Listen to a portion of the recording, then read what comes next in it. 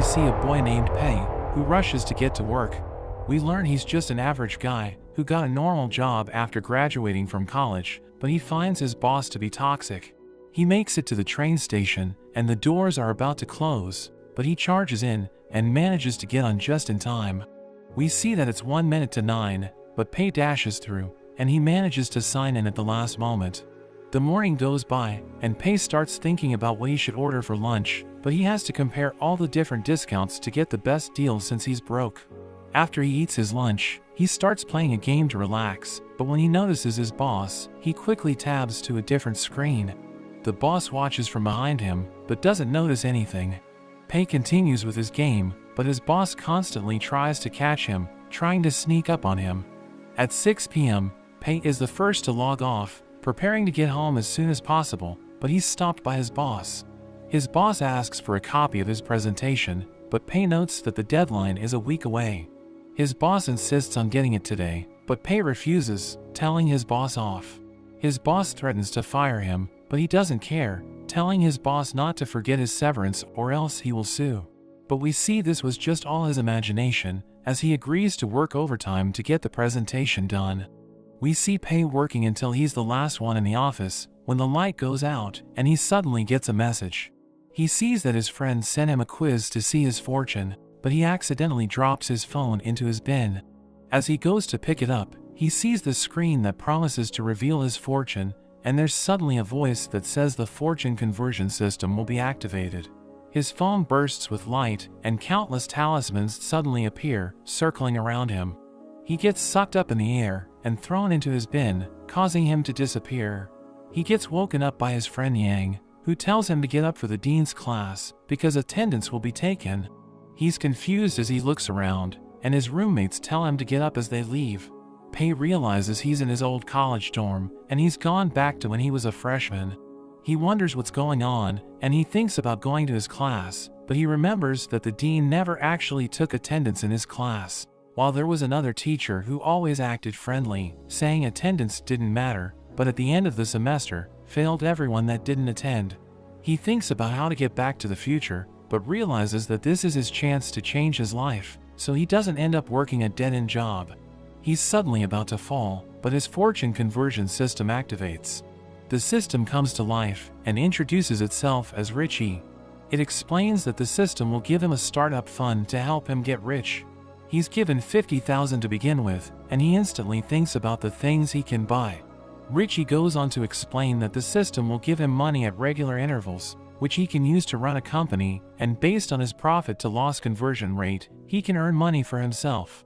Pei gets excited about getting rich, and Richie generates his profit-to-loss conversion rate, but it doesn't go as expected, because his loss ratio is higher than his profit rate, so losing money is actually more profitable. He gets excited thinking it will be easier to lose money than earn it, so he celebrates how lucky he is. Richie tells him the next step is to register a company, so he wonders what kind of field he should get into, thinking of a shortcut, but Richie mentions a bunch of rules and restrictions, so he realizes he needs to have a legitimate company. He asks for some time to think, and he looks for some ideas. As he checks his phone, he realizes that the games industry would be perfect to lose his money, since it's hard to actually become successful. He tells Richie his decision, but accidentally names his company something ridiculous, but doesn't care since he doesn't plan to be successful. Richie goes on to warn him that he can't tell anyone about the system, or else he will face a punishment. Richie wishes him the best of luck, and a 14-day timer appears. Pei panics as he wonders how he can develop a game in only 14 days, and Yang returns to the dorm. Pei asks him if it's possible to make a game in only 2 weeks, and Yang says it's actually easy, revealing a platform filled with templates and resources that make it possible to make a game without even knowing how to code. We see Pei looking over the platform in the library, realizing it's not the best, but thinks it's perfect for just making a bad game. He spends 20,000 on a driving simulator template, paying 15,000 for background assets, and he adds some other basic features, managing to spend all his money. He thinks about what the gameplay should be like, and he decides to make the most boring game possible. He creates the course for the game, and he ends up making it over 8 hours long, thinking the players will hate it. He thinks it's perfect, calling the game The Lonely Desert Road, and he decides to sell it for only 1 yuan, so he can have the lowest profit in case anyone buys it. He sees that nobody is buying his game, so he becomes happy, thinking he's going to make a profit. Their neighbors enter the dorm, inviting them to play video games, but Pei tells them that he won't be playing, because he wasn't able to sleep the previous night. His roommates play against their neighbors, but they realize that they're all noobs, and they end up losing the match. As they continue playing, Pei rests on his bed, as Yang wonders if they're bothering him, but he reveals that he's enjoying the moment.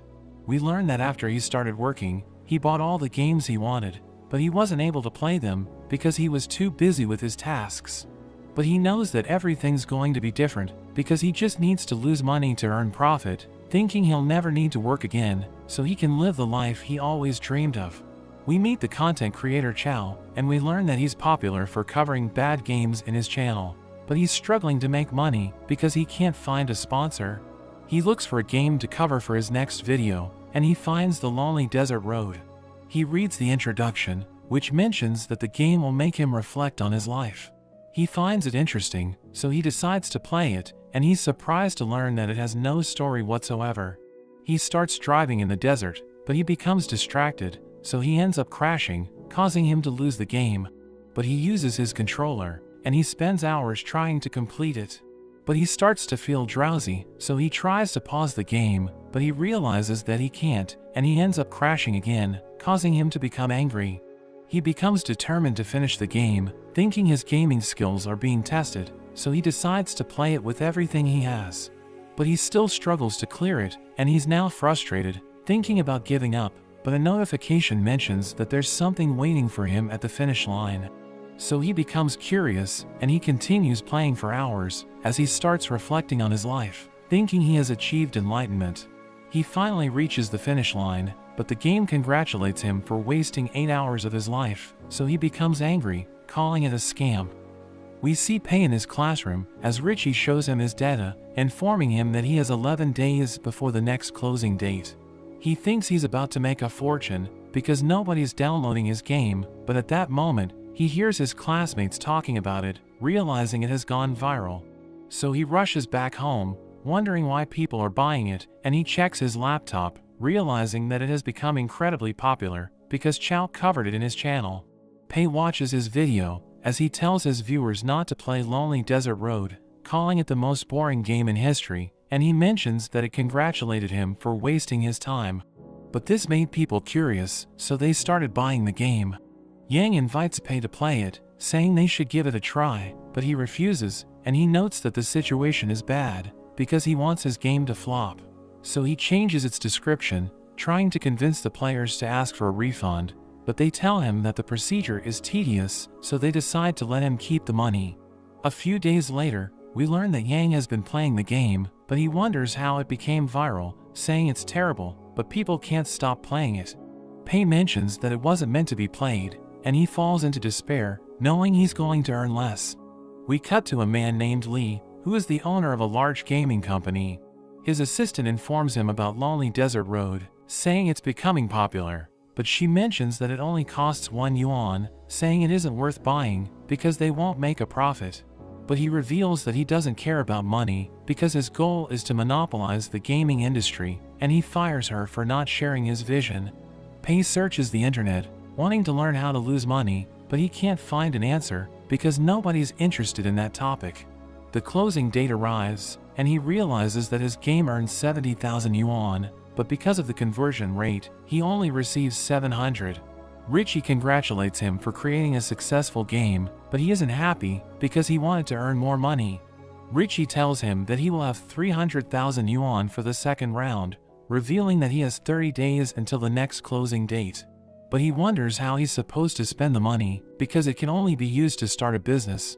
Pei returns home, and Yang invites him to play, realizing he's in a bad mood. He agrees to this, so Yang informs their roommates that he's going to join them, thinking they can finally get revenge on their neighbors. Pei carries the team, but they still end up losing, because Yang is a terrible player, so everyone blames him for the result. He tells Pei that he should have done a better job, so he becomes upset, calling Yang a burden, but he suddenly comes up with an idea. That evening, Pei thinks about Yang, thinking he's the key to losing all of his money. Pei approaches him as he sleeps, but he sees Pei, so he panics, alerting everyone in the building. The next day, Pei continues to follow Yang, so he becomes upset, asking Pei what he wants. He mentions that he wants Yang, so everyone gets the wrong idea, and he tries to run away, but Pei stops him, saying he needs help developing a game. But Yang is against this, thinking they won't succeed, and he's about to walk away. But Pei reveals that he has already made 300,000 yuan, because he's the creator of Lonely Desert Road. Yang is surprised to hear this, calling him a genius, and Yang agrees to work with him, saying he will find books about the topic. Back in the dorm, we see that Yang bought books about programming, and Pei thinks they're going to fail, because he isn't being practical. Pei reminds him that they don't need to write codes, because they already have the online platform to make the job easier, so Yang wonders what he should do with the books. He tries reading them anyways, but he immediately falls asleep, and Pei is happy to see this, thinking his plan is going to work. The next day, Pei thinks about the game they should make, knowing his company is popular because of a driving game. So he needs to think of something different, because people will download the game if it's similar to Lonely Desert Road. He considers spending all of his funds to create a bigger game and intentionally fail to launch it, but Richie warns him that he will receive a penalty, so he ultimately decides against it. He realizes that mobile players aren't familiar with his company, so he plans to create a mobile game. He knows that card games are popular, but most of them fail, because they try to copy the #1 game called The Three Kingdoms, instead of coming up with a new idea. So he decides to make the worst card game in the world, telling Yang that they're going to hire artists to help them with the design. Yang tells him that there's a cheaper way to do it, but he's determined to lose all of his money, so he tells Yang that he's going to invest everything he has to create the best card game possible. They eat at a restaurant, as Pei tells Yang to rewrite the stories of the characters, but he becomes worried, thinking it's going to ruin the game. But Pei tells him that they must not be afraid to innovate, saying he should let his imagination run wild. He thinks about turning the characters into strange creatures, and Pei calls him a genius. He decides to hire Yang, telling him that he will receive 3,000 yuan per month, and he's overjoyed to hear this. Meanwhile, Li's new assistant tells him that Three Kingdoms is losing players, because it's difficult to obtain rare cards. But he explains that the game won't be addictive if they change this, saying card games are on the decline, so they should just let it be. Li's assistant confirms this, and he mentions that Pei's company is planning to copy Three Kingdoms, saying there's no creativity whatsoever. But Li reveals that he was the one who picked the theme for their game, thinking his assistant is questioning his creativity, so he decides to fire him. We return to Pei, as he laughs at Yang's ideas, thinking their game is going to be ridiculous. He checks his laptop, wanting to hire a rookie artist to create ugly designs, and he finds someone interesting, thinking he's going to help them fail. The next day, Yang suggests turning the characters into girls, but Pei rejects the idea, thinking it could make their game successful. So he explains that he doesn't want the characters to lose their uniqueness, and Yang believes him, as he notes that Yang is an idiot. They ride a boat, as Pei tells Yang that they must prioritize the concept design, so he suggests hiring a great artist, but Pei is against this, because he doesn't want them to succeed. He believes that Pei doesn't want the artist to steal the spotlight, thinking Pei wants him to shine, so he mentions that they should prioritize gameplay over design. He offers to do the drawing, but Pei is against this, because he wants to waste money on a rookie artist. They have a heated argument, but the boat becomes unstable, causing it to capsize, as they realize that their guide is drowning. So they decide to save him, but he tells them to leave, blaming them for what happened. Pei tells Yang about the artist he found, and we see that he draws chibi characters. Pei convinces Yang that hiring him would be a good idea, saying it will create a unique style that will make their game stand out. Yang asks for his contact details, so Pei reveals that his name is Jin, and they decide to have a meeting with him. During the video call, Yang tells Jin about their plan, as Pei explains that they need him to design the 50 characters in the game, saying he can have full artistic freedom, but they don't want him to draw chibis. He wonders why they want to hire him, because he specializes in drawing chibis, so Pei tells him that they see potential in him. He agrees to do it, but he mentions that his price is 2,000 yuan for each character. Yang becomes upset, thinking it's too expensive, but Pei tells him that the price is too low, saying they're willing to pay him 3,500 yuan for his unique art style. He's surprised to hear this, thinking it's more than enough, but Richie warns Pei that unreasonably increasing the price is against the rules. So he tells Jin that it will include the amendment fees, and Jin agrees to this, as Richie withdraws the warning, thinking the price is reasonable. But we learn that he doesn't plan to ask for amendments. He tells Jin that he can do whatever he wants with the art style, because they believe in him, saying he has 2 weeks to complete the task. After the meeting, Yang comments that he doesn't like Jin, because he has a bad attitude, but Pei explains that he could be an introvert. Pei tells Yang to handle the art designs, while he works on the gameplay, saying they will be busy in the coming days. But we learn that he ordered Yang to monitor Jin, because he wants the drawing to be as ugly as possible, thinking they won't work well together. He thinks about making the players hate the game, by making it cost 10 yuan, which is 2 times the price of the 3 kingdoms, and he considers setting up a lifelong membership that gives them unlimited draws, thinking the players will get bored, because he knows that they enjoy grinding to obtain rare cards. He searches for the worst template he can find, and he sees a failed project from another company, which tried to copy the 3 kingdoms. He realizes that it looks horrible, thinking nobody would want to play it, so he decides to buy it.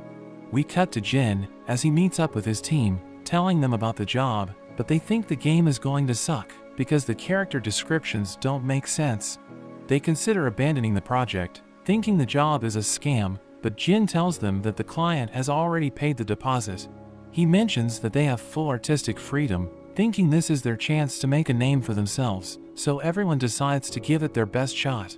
He suggests sticking to the style he invented, thinking it's going to make the characters shine, but they explain that they aren't familiar with it. So he tells them that he will handle the designs, and they can add the finishing touches, saying they must come up with the best result possible. They start working on the project, giving it everything they have, and they're able to finish it before the deadline. We return to the dorm, as Yang realizes that Jin has already finished the designs, asking Pei if he wants to see it. But he doesn't care, telling Yang to put it into the game if he has no issues with it. He wonders what they should name the project, so Pei tells him that they should call it the Phantom General, and he goes to sleep. The next day, Yang tells Pei that he didn't find any bugs in the game, wondering if they should release it. Pei realizes that it's the launch date, so he tells Yang to upload it, saying they should market it as an ordinary card game. Yang thinks he's trying to use reverse psychology, but he doesn't really care, and he just wants to lose all of his money to make as much profit as possible. We see Yang getting beat up by his roommates, because they lost another game, and they blame him for the result, calling him useless. Pei suddenly arrives, pulling him away, and asks him why the concept design of the game is so detailed. Pei accuses him of stealing the design from others, but he explains that Jin created it, and Pei is surprised to hear this, because he thought that Jin is a terrible artist. Yang is happy with the design, but Pei becomes upset, saying it looks excellent, but Yang wonders why he's complaining, because Jin did a great job. He claims that it's because he's underpaying Jin, but we learn that it's because he wanted Jin to make ugly designs, so that his game would fail. Yang leaves him, wondering what's wrong with him, and he reveals that he regrets hiring Jin, thinking his game is going to become successful because of the brilliant design. But he thinks about the other games that flopped, realizing that they also have beautiful designs, so he thinks his game can still fail. Later that day, Yang tells Pei that 100 users have downloaded the Phantom General, but he realizes that they all left negative reviews. Pei is happy to hear this, thinking the game is going to fail, but Yang thinks that someone hired trolls to attack them. Pei pretends that it's bothering him, but he's grateful to the trolls, and Yang thinks about responding to their reviews. But Pei tells him to forget it, saying it isn't worth it, because there's too many of them, and Yang thinks he's a great person, because he's able to maintain his composure despite what's happening. After some time, we see Yang playing the Lonely Desert Road, and he has a conversation with Jin, who wonders if they have issues with the design. He tells Jin that he did an amazing job, and they start talking about the game, as Jin's friends approach him, saying they're lucky to have such a kind-hearted client, because they were paid more than enough. He checks the game, and he sees that it isn't performing well, wondering why they haven't seen ads about it. He realizes that it was made by the same company which created Lonely Desert Road, and his friends are surprised to hear this, because everyone knows about the game. They wonder why the Phantom General didn't go through a testing period, thinking the company doesn't know what it's doing, and Jin decides to play the game. He notes that the gameplay is basic, and he's astonished by his own design, thinking it's making the game stand out. He realizes that special effects were added to his artwork, and he's happy to see this, because he thinks it looks perfect. He's able to obtain rare cards, and he continues to play the game, but he notices something strange. So he decides to call Yang, asking him why there's only one item for sale, and it's an extremely cheap lifelong membership. He wonders if they will be adding more items to the game's shop, but Yang reveals that they won't, because Pei wants the players to enjoy the game. Jin is surprised to hear this, thinking the company can't make profit, because the item only costs 30 yuan. But Yang explains that Pei doesn't prioritize making profits, and Jin thinks he's a great person, saying he doesn't want Pei to fail. Yang starts crying, telling him that Pei spent all of his money in the game, so he's already broke, thinking this is the reason why he's been acting strange lately. So Jin wants to help, and he ends the call, but we learn that Yang was just pretending to be sad. Jin meets up with his team, and they're surprised to learn that Pei doesn't prioritize making profits.